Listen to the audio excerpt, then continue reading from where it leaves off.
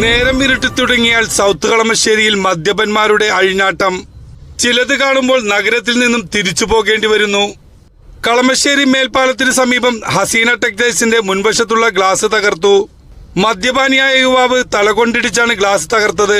കളമശ്ശേരി സ്വദേശി ഷിറാസിന്റെ ഉടമസ്ഥയിലുള്ള വസ്ത്രശാലയിലാണ് സംഭവം രാത്രി 8:30 മദ്യലഹരിയിൽ അക്രമാസക്തനായ യുവാവിനെ നാട്ടുകാർ ചേർന്ന് പിടികൂടി കയ്യും കാലും ബന്ധിച്ച് കടക്കുള്ളിൽ തന്നെ ഇരുത്തി.